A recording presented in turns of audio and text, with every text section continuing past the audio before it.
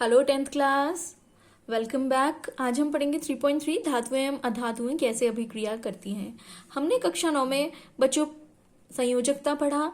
हमने पढ़ा किस प्रकार जो तत्व हैं वो अपने बाह्यतम कक्ष को पूर्ण करने के लिए अभिक्रिया करते हैं और बाह्यतम कक्ष पूर्ण करके वो उत्कृष्ट गैस बन जाने पर उनकी जो अभिक्रियाएं हैं वो बहुत कम हो जाती हैं। हमने ये देखा हुआ है, हमने पढ़ा हुआ है 9th क्लास में।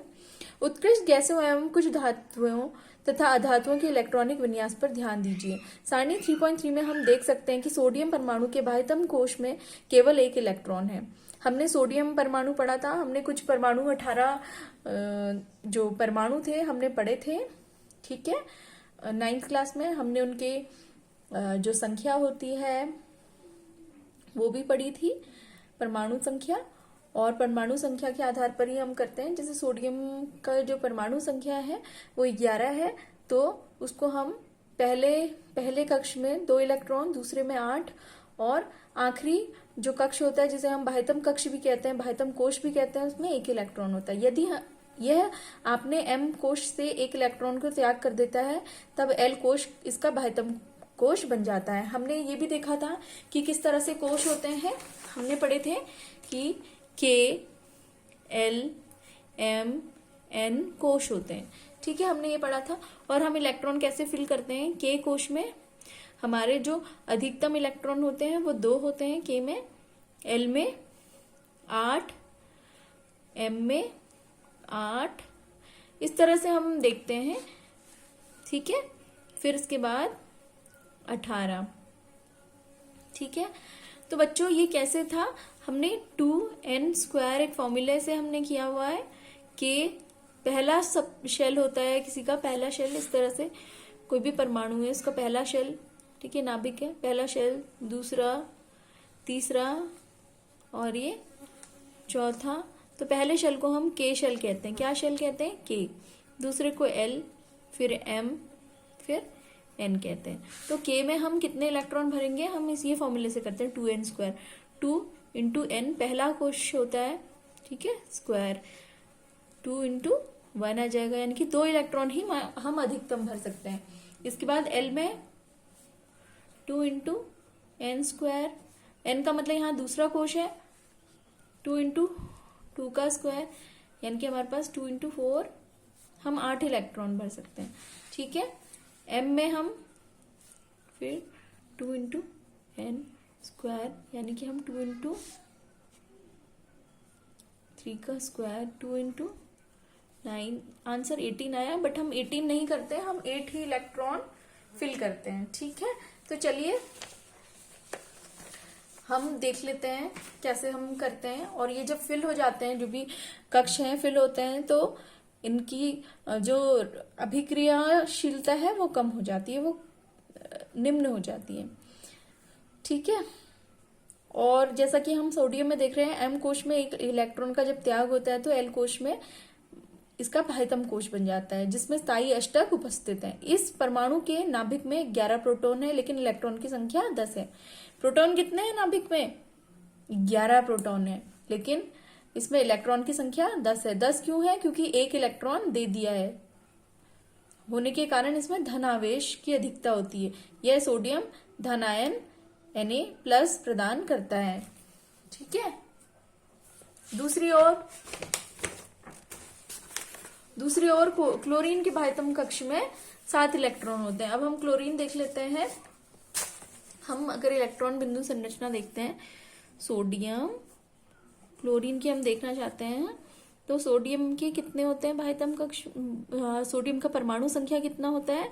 सोडियम की परमाणु संख्या 11 होती है, यानी कि हम कैसे दिखा सकते हैं? 2 पहले के शेल में कितने आएंगे? के शेल में सिर्फ 2 ही आ सकते हैं, हमने बताया। फिर एल में 8, 2 और 8 10 हो गए, और 1 11। ये एक क्या है? एक्स्ट्रा है, ठीक है। तो एक क्या कर सकता है? ये देने की प्रवृत्ति होती है इसकी, ठीक है। तो ये एक देके क्या बन जाएगा? Na+ बन जाएगा। और इसके Na+ के कितने इलेक्ट्रॉन होंगे? 2 इंटू 8, यानी कि कितने इलेक्ट्रॉन है टोटल? 10 इलेक्ट्रॉन है, ठीक है, समझ में आया। और क्लोरीन हम दूसरी तरफ देख रहे हैं। क्लोरीन के जो परमाणु संख्या है वो 17 होती है। आपको परमाणु संख्या याद होनी चाहिए। 18 तक परमाणु संख्या आप 9वीं कक्षा में पढ़ चुके हैं, 1 से 18 तक, तो आपको ये याद होना चाहिए। याद नहीं होगा तो आप इलेक्ट्रॉन बिंदु संरचना नहीं बना पाएंगे। तो यहाँ पर क्लोरीन में हम क्या करेंगे, पहले कक्ष में 2 ही फिल हो सकते हैं, दूसरे में 8, फिर 2 और 8 10 हो गए, बचे कितने, 7 इलेक्ट्रॉन। तो 7 इलेक्ट्रॉन है इसमें, यानी कि 1 इलेक्ट्रॉन अगर ये ले लेगा तो इसका बाह्यतम कक्ष पूर्ण हो जाएगा। 1 इलेक्ट्रॉन लेने से बाह्यतम कक्ष पूर्ण हो जाएगा, यानी कि क्लोरीन अगर क्या बन जाएगा, नेगेटिव, 1 ले लेगा। 1 इलेक्ट्रॉन क्या कर रहा है, ले रहा है, गेन कर ले रहा है। तो क्या बन जाएगा ये 2,8,8। ठीक है। तो इस तरह हम जब NaCl को लिखते हैं हमेशा Na पॉजिटिव और Cl नेगेटिव हम लिखेंगे। क्यों? क्योंकि यहाँ पर जो Na है वो क्या कर रहा है, 1 इलेक्ट्रॉन दे रहा है। Na की टेंडेंसी क्या है, Na की टेंडेंसी है 1 इलेक्ट्रॉन देने की। ये जो इसका 1 इलेक्ट्रॉन है दे रहा है किसको, क्लोरीन को दे रहा है। ठीक है, इसीलिए Na पॉजिटिव बन जा रहा है और Cl नेगेटिव बन जा रहा है। यहाँ पर देखते हैं, आइए। क्लोरीन के बाह्यतम कक्ष में 7 इलेक्ट्रॉन होते हैं तथा अष्टक पूर्ण होने के लिए इसे 1 इलेक्ट्रॉन की आवश्यकता होती है। ठीक है। यदि सोडियम एवं क्लोरीन की अभिक्रिया करें तो सोडियम द्वारा त्यागा गया 1 इलेक्ट्रॉन क्लोरीन ग्रहण कर लेता है। 1 इलेक्ट्रॉन ग्रहण करके क्लोरीन परमाणु इकाई ऋण आवेश प्राप्त करता है। क्लोरीन परमाणु क्या कर रहा है, इकाई ऋण आवेश प्राप्त करता है। वहीं पर क्योंकि इसके नाभिक में 17 प्रोटॉन होते हैं तथा इसके KLm कोशों में 18 इलेक्ट्रॉन होते हैं, इसमें क्लोराइड ऋणायन Cl नेगेटिव प्राप्त होता है। इसलिए ये दोनों तत्वों के बीच निम्न प्रकार से आदान प्रदान का संबंध स्थापित हो जाता है। इलेक्ट्रॉन आप देखेंगे संरचना। ठीक है। विपरीत आवेश होने के कारण सोडियम तथा क्लोराइड आयन परस्पर आकर्षित होते हैं तथा मजबूत स्थिर वैद्युत बल में बंधकर सोडियम क्लोराइड के रूप में उपस्थित रहते हैं। क्या होता है इनके बीच में, स्थिर वैद्युत बल। ठीक है, इलेक्ट्रॉनिक आयन होता है, इलेक्ट्रॉनिक आयन सही है।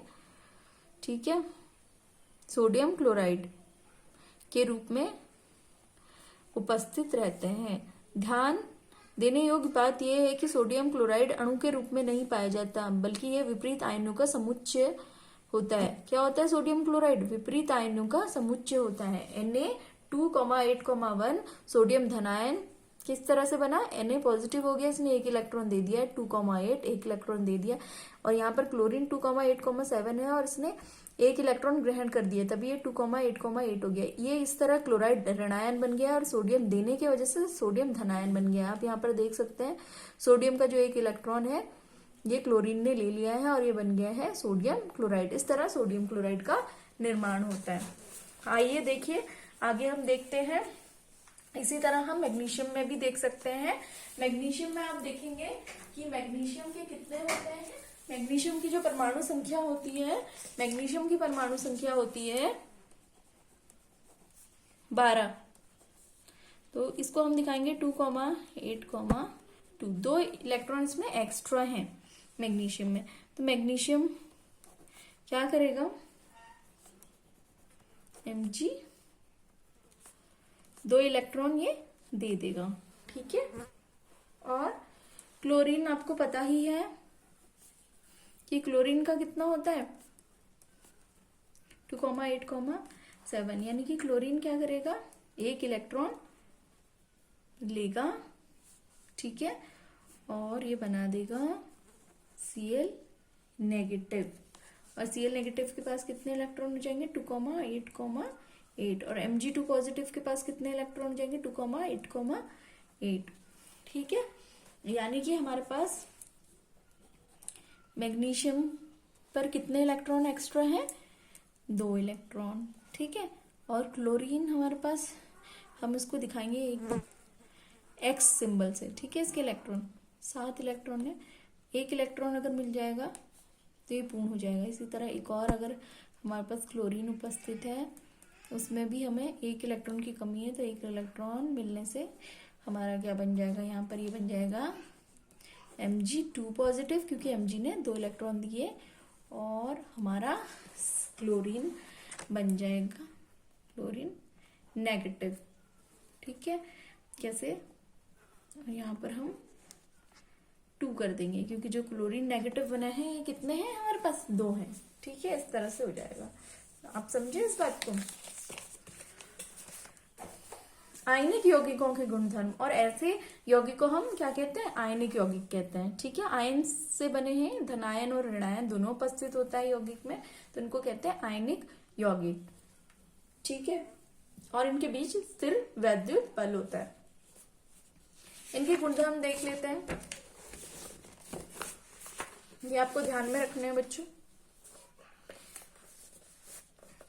आयनिक यौगिकों के गुणधर्म, भौतिक प्रकृति, धन एवं ऋण आयनों के बीच मजबूत आकर्षण बल के कारण आयनिक यौगिक ठोस एवं कठोर होते हैं। यह यौगिक सामान्यतः भंगुर होते हैं तथा दाब डालने पर टुकड़ों में टूट जाते हैं। ठीक है, इनके बीच में जो आकर्षण बल होता है बहुत मजबूत होता है, क्योंकि ये ऋणायन और धनायन से बने हुए होते हैं, लेकिन इन पर दाब डालने पर ये टुकड़ों में टूट जाते हैं। गलनांक एवं क्वथनांक, आयनिक यौगिकों का गलनांक एवं क्वथनांक बहुत अधिक होता है, क्योंकि मजबूत अंतरायनिक आकर्षण को तोड़ने के लिए ऊर्जा की पर्याप्त मात्रा की आवश्यकता होती है। घुलनशीलता, वैद्युत संयोजन, यौगिक समांतर जल में घुलनशील तथा केरोसिन, पेट्रोल आदि विलायकों में अविलय होते हैं। देखा होगा आपने, जैसे नमक है जल में घुलनशील है, लेकिन केरोसिन, पेट्रोल जैसे विलायकों में अविलय होते हैं। घुलनशीलता इनकी जल में अधिक होती है। विद्युत चालकता, किसी विलयन से विद्युत के चालन के लिए आवश्यक कणों की गतिशीलता आवश्यक होती है। आयनिक यौगिकों के जलीय विलयन में आयन उपस्थित होते हैं। जलीय विलयन में आयन उपस्थित होते हैं। जब विलयन में विद्युत धारा प्रवाहित की जाती है तो यह आयन विपरीत इलेक्ट्रोड की ओर गमन करने लगते हैं। ठोस अवस्था में आयनिक यौगिक विद्युत का चालन नहीं करते। ये ध्यान रखना है आपको कि ठोस अवस्था में आयनिक यौगिक विद्युत का चालन नहीं करते, क्योंकि ठोस अवस्था में दृढ़ संरचना के कारण आयनों की गति संभव नहीं होती। लेकिन आयनिक यौगिक गलित अवस्था में, यानी कि गलित अवस्था, या इसका जब हमने क्या बना दिया है, हमने इनका जलीय विलयन बना दिया है। गलित अवस्था में विद्युत का चालन, क्योंकि गलित अवस्था में विपरीत आवेश वाले आयनों के मध्य स्थिर वैद्युत आकर्षण बल ऊष्मा के कारण कमजोर पड़ जाता है, इसलिए आयन स्वतंत्र रूप से गमन करते हैं एवं विद्युत का चालन करते हैं। तो ये आपको ध्यान रहना है कि विद्युत चालकता कब है, इनके जब इनका गलन हो जाता है, या हम कह सकते हैं जब इनका जल में विलयन बन जाता है, तो ये विद्युत चालक होते हैं। लेकिन अगर इनको की ठोस अवस्था हम देखें तो ये विद्युत चालक नहीं होते हैं, विद्युत का चालन नहीं करते। ठीक है, और इनकी घुलनशीलता जल में होती है। गलनांक क्वथनांक इनका अधिक होता है। क्यों अधिक होता है? मजबूत अंतर आयनिक आकर्षण के कारण। साथ में इनकी जो भौतिक अवस्था है वो क्या है, इनके बीच काफी मजबूत आकर्षण बल होता है। ये ठोस और कठोर होते हैं, लेकिन इन पर अगर दाब डाला जाए तो टुकड़ों में टूट जाते हैं। ये कुछ गुणधर्म हैं आयनिक यौगिकों के। चलिए आइए धातुओं की हम प्राप्ति की ओर बढ़ते हैं। धातुओं की प्राप्ति, पृथ्वी की भूप्रकृति धातुओं का मुख्य स्रोत है। समुद्री जल में भी सोडियम क्लोराइड, मैग्नीशियम क्लोराइड आदि जैसे कुछ विलय लवण उपस्थित रहते हैं। पृथ्वी की भूप्रकृति में प्राकृतिक रूप में पाए जाने वाले तत्वों का तत्व या यौगिकों को खनिज कहते हैं। ये प्राकृतिक रूप से हमें क्या मिलते हैं, यानी कि खनिज मिलते हैं। ठीक है, ध्यान रखना है। लेकिन कुछ स्थानों पर जो खनिज है इनमें विशेष धातु की मात्रा काफी ज्यादा होती है, यानी कि अगर हम इसका निष्कर्षण करें तो ऐसे खनिजों को हम अयस्क कहते हैं। खनिज जहां पर हमें प्राकृतिक रूप से कोई तत्व या उसका यौगिक मिल रहा है उसे खनिज कहते हैं। और अयस्क वह स्थान है जहां पर खनिजों में विशेष धातु की मात्रा अधिक पाई जाती है, और अधिक होने के कारण इसका अगर हम निष्कर्षण करें तो ये लाभकारी होगा। इन्हें हम अयस्क कहते हैं। तो खनिज अयस्क आपको याद रखने हैं, कई बार एग्जाम में पूछे जाते हैं। धातुओं का निष्कर्षण, धातुओं की सक्रियता श्रेणी के बारे में आप पढ़ चुके हैं, इसलिए आप आसानी से समझ सकते हैं कि अयस्क से धातु का निष्कर्षण कैसे होता है। कुछ धातुएं भूप्रकृति में स्वतंत्र अवस्था में पाई जाती हैं, कुछ धातुएं अपने यौगिक के रूप में मिलती हैं। ठीक है, कुछ स्वतंत्र है और कुछ यौगिकों के रूप में। और ये सक्रियता सारणी में नीचे आने वाली धातुएं सबसे कम अभिक्रियाशील होती हैं, तो ये स्वतंत्र अवस्था में पाई जाती हैं। जैसे सोना, चांदी, तांबा, ये स्वतंत्र अवस्था में पाए जाते हैं। कॉपर एवं सिल्वर अपने सल्फाइड या ऑक्साइड के अयस्क के रूप में संयुक्त अवस्था में पाए जाते हैं। कॉपर एवं सिल्वर अपने सल्फाइड एवं ऑक्साइड के अयस्क के रूप में पाए जाते हैं। सक्रियता श्रेणी से सबसे ऊपर की धातुएं potassium, sodium, calcium, magnesium, aluminium इतनी अधिक अभिक्रियाशील होती है कि ये कभी स्वतंत्र रूप में हमें मिलती ही नहीं है। सक्रियता श्रेणी में जो मध्य की धातुएं होती हैं जैसे जिंक, आयरन, लेड, ये अभिक्रियाशीलता में मध्यम होती हैं। पृथ्वी की भूप्रकृति में यह मुख्यतः ऑक्साइड, सल्फाइड या कार्बोनेट के रूप में पाई जाती हैं। आप देखेंगे कि कई धातुओं के अयस्क ऑक्साइड होते हैं। ऑक्सीजन की अत्यधिक अभिक्रियाशीलता एवं पृथ्वी पर इसके प्रचुर मात्रा के कारण ऐसा होता है कि ये ऑक्साइड के रूप में मिलती हैं आपको धातुएं। इस प्रकार अभिक्रियाशीलता के आधार पर हम धातुओं की 3 वर्गों में विभाजित कर सकते हैं। निम्न अभिक्रियाशील धातुएं, मध्यम अभिक्रियाशील, उच्च अभिक्रियाशील। जैसा आप यहाँ पर देख पा रहे हैं, प्राकृतिक अवस्था में आपको क्या पाई जा रही है, सिल्वर और गोल्ड। क्यों? क्योंकि इनकी जो अभिक्रियाशीलता है वो काफी कम है, काफी निम्न है, इसलिए प्राकृतिक रूप में। और जिंक, आयरन, लेड, कॉपर ये क्या है, ये मध्यम इनकी अभिक्रियाशीलता है। Potassium, sodium, calcium, magnesium, aluminium ये काफी ज्यादा अभिक्रियाशील होते हैं, इसलिए कभी भी ये स्वतंत्र रूप में नहीं दिखाई देते। ठीक है, ये इनके आपको ऑक्साइड्स दिखाई देंगे, सल्फाइड दिखाई देंगे या कार्बोनेट के रूप में आपको दिखाई देते हैं। आइए आगे देख लेते हैं हम किस तरह से हम निष्कर्षण होता है धातु का। अयस्क का सांद्रण, फिर उच्च अभिक्रियाशील धातुएं, गलित धातु का विद्युत अपघटन होता है और शुद्ध धातु में हमें मिल जाती हैं। इसी तरह अयस्क का सांद्रण होकर मध्यम अभिक्रियाशील धातु या तो कार्बोनेट अयस्क के रूप में दिखती है हमें या सल्फाइड अयस्क। कार्बोनेट अयस्क का निस्तापन होता है और धातु का ऑक्साइड बन जाता है। सल्फाइड अयस्क का भर्जन होता है, धातु का ऑक्साइड, फिर धातु में अपचयन और धातु का शोधन। निम्न अभिक्रियाशील धातुएं ये सल्फाइड अयस्क के रूप में मिलती है, इनका भर्जन, फिर धातु और फिर परिष्करण होता है। आइए हम इनको देख लेते हैं। गैंग किसे कहते हैं, कई बार पूछा जाता है। पृथ्वी में खनिज, अयस्कों में मिट्टी, रेत आदि जैसे अशुद्धियां पाई जाती हैं, इन्हीं को हम गैंग कहते हैं। तो यानी कि जो अशुद्धियां होती हैं खनिज अयस्क में उनको हम गैंग कहते हैं, जो कि मिट्टी, रेत आदि के रूप में होती है। धातुओं के निष्कर्षण से पहले अयस्क से अशुद्धियों को हटाना आवश्यक होता है। अयस्कों से गैंग को हटाने के लिए प्रक्रियाओं का उपयोग होता है। ये अयस्क एवं गैंग के भौतिक और रासायनिक गुणधर्मों पर आधारित होती हैं और इस पृथक्करण के लिए विभिन्न तकनीक अपनाई जाती हैं। इसके बाद सक्रियता श्रेणी में नीचे आने वाली धातुओं का निष्कर्षण। नीचे आने वाले जो यानी कि कम जो अभिक्रियाशील है उनका किस तरह होता है। ये धातु अपने ऑक्साइड को केवल गर्म करने से ही धातु हम प्राप्त कर सकते हैं। धातु के ऑक्साइड के फॉर्म में है ये। जैसे हम मरकरी देखेंगे, मरकरी सल्फाइड, ये क्या है, सिनाबार, इसमें से मरकरी, ये मरकरी का अयस्क है। वायु में गर्म करने पर ये मर्क्यूरिक ऑक्साइड में परिवर्तित होता है और अधिक गर्म करने पर ये फिर मर्क्यूरिक ऑक्साइड मरकरी में उपचयित हो जाता है। आप देख रहे हो, है ना, ये सिनेबार है। ये किसका अयस्क है, मरकरी का। ठीक है, इसको हम जब ऑक्सीजन की प्रेजेंस में इसको गर्म करेंगे तो ये मर्क्यूरिक ऑक्साइड बनेगा और मर्क्यूरिक ऑक्साइड का तापन करने पर ये हमें फिर मरकरी मिल जाएगी। ठीक है, इसी प्रकार प्राकृतिक रूप में कॉपर सल्फाइड है। उपलब्ध तांबे को केवल वायु में गर्म करके हम इसके अयस्क को अलग किया जा सकता है। कॉपर सल्फाइड है, हमने वायु में इसको गर्म किया, हमें कॉपर ऑक्साइड मिला और इसको गर्म करने पर फिर हमको कॉपर मिल गया है।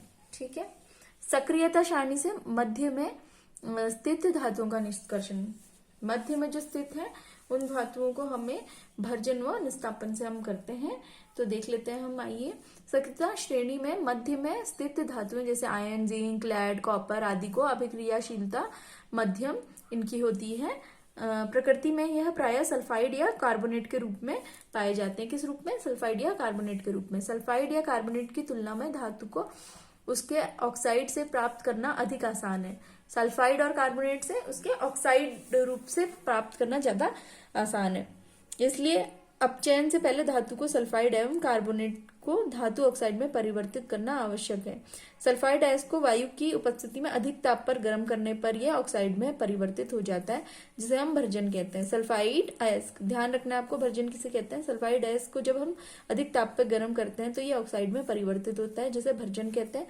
कार्बोनेट अयस्क को सीमित वायु में अधिक ताप पर गर्म करना होता है। सीमित वायु पर करते हैं हम कार्बोनेट को, और ये ऑक्साइड में कन्वर्ट होता है। इस प्रक्रिया को निस्तापन, यानी कि सल्फाइड को जब हम क्या कर रहे हैं, अधिक वायु की उपस्थिति में गर्म करके ऑक्साइड के रूप में परिवर्तित कर रहे हैं, इसे हम क्या कहते हैं, भर्जन या रोस्टिंग भी कहते हैं। और कार्बोनेट आयस को सीमित वायु, ध्यान रखना आपको, सीमित वायु में अधिक ताप पर गर्म करके ऑक्साइड में परिवर्तित करते हैं। इसको निस्तापन या कैल्सिनेशन भी हम कहते हैं।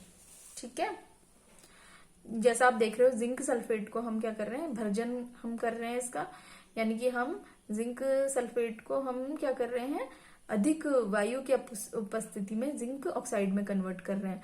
और जिंक अगर कार्बोनेट है हमारे पास तो उसको हम क्या कर रहे हैं, कम वायु की उपस्थिति में जिंक ऑक्साइड में कन्वर्ट कर रहे हैं, इसे निस्तापन कहते हैं। ठीक है, और जिंक ऑक्साइड को फिर हम क्या करते हैं, उसको हम फिर ये जिंक धातु कार्बन की उपस्थिति में क्या हो जाएगी, अपचयित हो जाएगी, किसमें, जिंक धातु में। ठीक है, ये आपने देखा। इस तरह से हम आगे भी हम करेंगे। कार्बन का उपयोग कर धातु के ऑक्साइड को धातु में अपचयन करने के अलावा विस्थापन अभिक्रिया का भी उपयोग किया जा सकता है। अत्यधिक अभिक्रियाशील धातुएं जैसे सोडियम, कैल्शियम, एल्यूमिनियम को अपचायक के रूप में उपयोग किया जा सकता है, क्योंकि ये निम्न अभिक्रियाशीलता वाले धातुओं को उनके यौगिकों में विस्थापन कर सकते हैं। उदाहरण के लिए मैग्नीज डाइऑक्साइड को एल्यूमिनियम चूर्ण के साथ गर्म किया जाता है।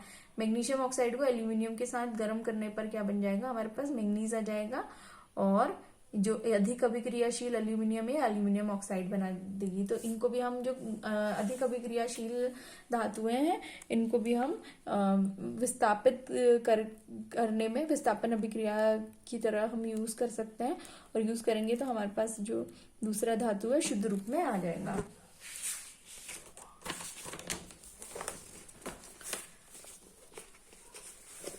अब हम देखेंगे यहाँ पर सक्रियता सारणी में जो सबसे अधिक अभिक्रियाशील धातु हैं उनको किस तरह करते हैं, उनका हम निष्कर्षण कैसे करते हैं। अभिक्रियाशीलता श्रेणी में सबसे ऊपर स्थित धातुएं अत्यंत अभिक्रियाशील होती हैं। इन्हें कार्बन के साथ गर्म कर उनके यौगिक से प्राप्त नहीं किया जा सकता। उदाहरण के लिए कार्बन के द्वारा सोडियम, मैग्नीशियम, कैल्शियम, एल्यूमिनियम आदि के ऑक्साइड का अपचयन कर उन्हें धातु में परिवर्तित नहीं किया जा सकता। इन धातुओं की बंधुता कार्बन की अपेक्षा ऑक्सीजन के प्रति अधिक होती है। इन धातुओं को विद्युत अपघटनी अपचयन द्वारा प्राप्त किया जा सकता है। उदाहरण के लिए सोडियम, मैग्नीशियम, कैल्शियम को उनके गलित क्लोराइडों के विद्युत अपघटन से प्राप्त किया जा सकता है। कैथोड ऋण आवेशित इलेक्ट्रोड पर धातुएं निक्षेपित होती हैं तथा एनोड पर धन आवेशित इलेक्ट्रोड पर क्लोरीन मुक्त होता है। इस तरह से जैसे आप सोडियम आप देख रहे हैं, तो हमने क्या किया, यहाँ पर हम क्या करते हैं, जो अधिक अभिक्रियाशील होते हैं उनको हम कार्बन के साथ अभिक्रिया करके धातुओं में नहीं परिवर्तित कर सकते हैं, क्योंकि उनकी जो बंधुता होती है कार्बन की अपेक्षा ऑक्सीजन के साथ ज्यादा होती है। इसलिए हम क्या करते हैं, यहाँ पर अपघटनी अपचयन का प्रयोग करते हैं, और हमको जो भी हमें धातु प्राप्त करनी होती है वो कैथोड पे आ जाती है, ऋण आवेशित इलेक्ट्रोड पे। यहाँ पर आप देख रहे हैं कैथोड पे हमारे पास धातु आ जाती है, और एनोड पे हमारा जो भी जैसे क्लोरीन है ना, तो ये हमें प्राप्त हो जाता है। यहाँ पर आप देख रहे हो तांबे का विद्युत अपघटनी परिष्करण अम्लीकृत कॉपर सल्फेट का विलयन विद्युत अपघटय है। अशुद्ध तांबा एनोड है, जबकि शुद्ध तांबा पट्टी कैथोड का कार्य करती है। विद्युत धारा प्रवाहित करने पर शुद्ध तांबा कैथोड पर निक्षेपित हो जाता है। इस तरह से आप देख पा रहे हैं यहाँ पर।